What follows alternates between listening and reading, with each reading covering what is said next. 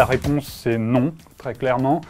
Les carburants de synthèse, déjà, qu'est-ce que c'est? C'est des carburants qui peuvent être utilisés dans les moteurs actuels, mais qui vont être produits à partir d'une combinaison, bien souvent en gros, d'hydrogène avec du CO2. Et donc pour produire de l'hydrogène de manière bas carbone, il va falloir utiliser déjà de l'électricité. Donc pour faire via l'électrolyse de l'eau, c'est le processus qui est utilisé, on casse des molécules d'eau pour en ressortir de l'hydrogène. Donc ça c'est une première partie du processus. Et puis l'autre partie, pour avoir ces carburants de synthèse, il faut avoir du CO2 qu'on peut récupérer soit en sortie d'usine, mais c'est pas tout à fait très vertueux si on continue à utiliser des énergies fossiles en récupérant le CO2 de cette manière-là, ou bien sinon via de la biomasse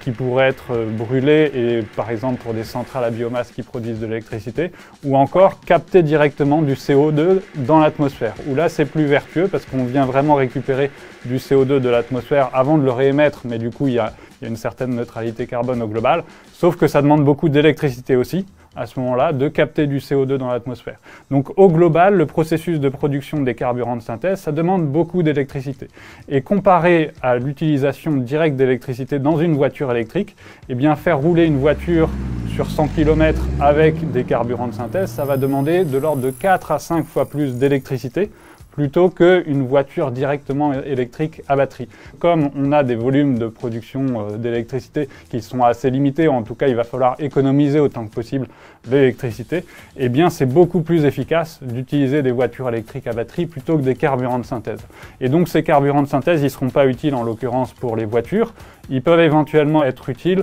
pour d'autres modes de transport pour lesquels l'électrique n'est pas possible. C'est par exemple le cas dans le transport aérien, dans le transport maritime, mais comme pour la voiture, il y a davantage d'alternatives avec l'électrique, en tout cas qui est une bien meilleure technologie, ou en tout cas la moins mauvaise des technologies qu'on a à disposition, eh bien les carburants de synthèse ne seront clairement pas fléchés vers ce type de véhicule.